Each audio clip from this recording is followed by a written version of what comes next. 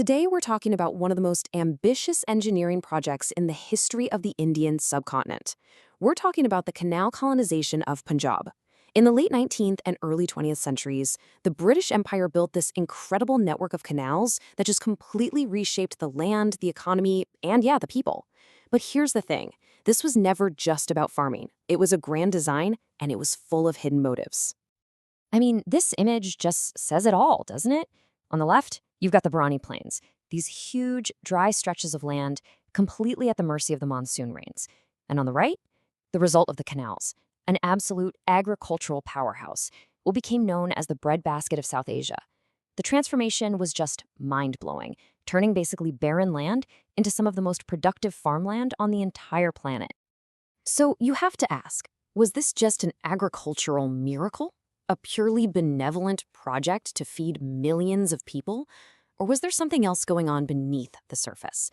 And that's really the core question we're digging into today. Because as we're about to see, the story of incredible progress is way, way more complicated than it looks. All right, so let's start by peeling back the first layer. This project was never just about water. The canals were a critical piece of a much larger blueprint for imperial control, especially after the huge shock of the 1857 rebellion, which really shook the British. You know, the historian Ian Talbot just nails it with this quote. He says, "We shouldn't see these new settlements as just farms. We should see them as laboratories." Think about that.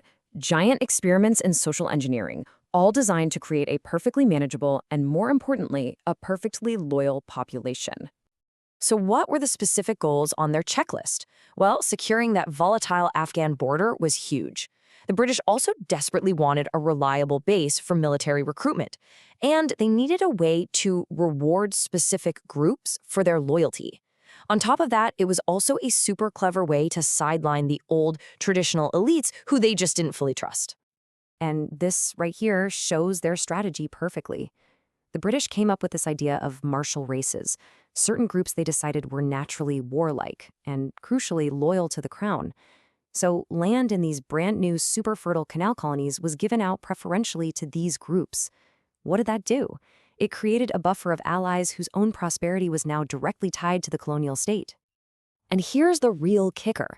The technology itself, the canals, became a weapon of control. The colonial state had its hand on the tap. They decided who got water, how much they got, and when they got it. This gave them an unbelievable amount of power over people's daily lives. If you were obedient, you were rewarded with a steady flow of water. But if you caused trouble, well, they could punish you with a drought. But, political control was only half the story. This whole project was also designed to be a massive economic engine for the British Empire. It was meant to turn Punjab into a colonial cash machine. The system they set up was actually brilliantly simple. Step 1, irrigate the land. Step 2, push farmers, sometimes force them, to grow high-value cash crops like cotton for Britain's textile mills or wheat for export. And the result?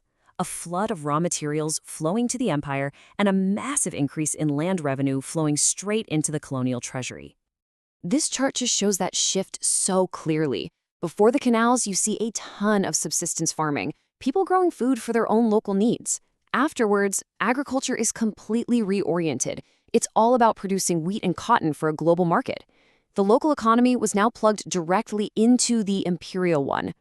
Now, for the individual farmer on the ground, this was a real double-edged sword. On one side, sure, there was the potential for some serious prosperity. But on the other side, it brought all these new dangers. Farmers suddenly became dependent on markets thousands of miles away and on local moneylenders. A price crash for cotton in Liverpool could now literally mean you lose your land back in Punjab. Okay, now we get to what was maybe the most ambitious, the most audacious part of the whole plan. They weren't just re-engineering the land, they were trying to engineer an entirely new society to live on it. The British literally created a rigid, three-tiered society right from scratch. At the very top, a new gentry class was given enormous land grants, basically turning them into loyal partners for the state. In the middle, you had those martial races, who got preferential treatment. And down at the bottom were the landless tenants and laborers who became a dependent workforce. Inequality wasn't a bug, it was a feature. It was built into the system by design. And the design was incredibly detailed. New villages were laid out on these perfect grid systems. Why? Because it made them so much easier to monitor and to tax. Everything was planned for maximum administrative efficiency and control, right down to the creation of market towns that were specifically designed to control trade and suck up all that new agricultural surplus. And this timeline really shows you just how fast it all happened. The canals create this massive agricultural wealth, which in turn fuels the explosive growth of these new market towns. These towns, they become the commercial hearts of the colonies, and they give rise to a whole new urban middle class of merchants and commission agents. So, look, this system created incredible productivity. It created a highly organized society. On the surface, it really seems like a huge success story. But what was the real cost? This is where we have to start looking at the dark side of all this progress. Which brings us right back to our core question. Looking at this picture of prosperity, was this growth actually healthy? Was it sustainable? Or did it create deep-seated problems that would just fester for generations to come? To answer that, we can turn to the work of the scholar Imran Ali, who actually coined a perfect term for this: malign growth. It's this idea that while the growth looked incredible on the surface, it was actually built on a really flawed foundation that would eventually lead to serious problems down the road. And here's the breakdown. The short-term gains were obvious, right? Record harvests, huge revenues for the empire. But the long-term costs were kind of hidden. We're talking massive ecological damage from waterlogging and soil salinity, an economy that was dangerously dependent on just a couple of crops, and of course the deep social inequalities that we've already talked about. And this is so crucial. The very design of the system planted the seeds of its own long-term problems. Because the economy was built purely for extraction, getting stuff out, and not for healthy, local, diversified development, it created this rigid structure that ultimately held back Punjab's potential for generations. So in the end, the legacy of the Punjab canals is this profound contradiction. It was, without a doubt, a marvel of engineering that created incredible agricultural wealth. But that wealth was built on a foundation of political control, economic extraction, and baked-in social inequality, a legacy that absolutely still shapes the region to this day.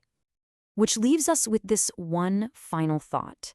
Every grand development project, whether it's from 100 years ago or one that's being planned today, has a blueprint. And the story of Punjab's canals forces us to ask a really critical question. Whenever we see progress, we should always ask, whose interests does that progress truly serve?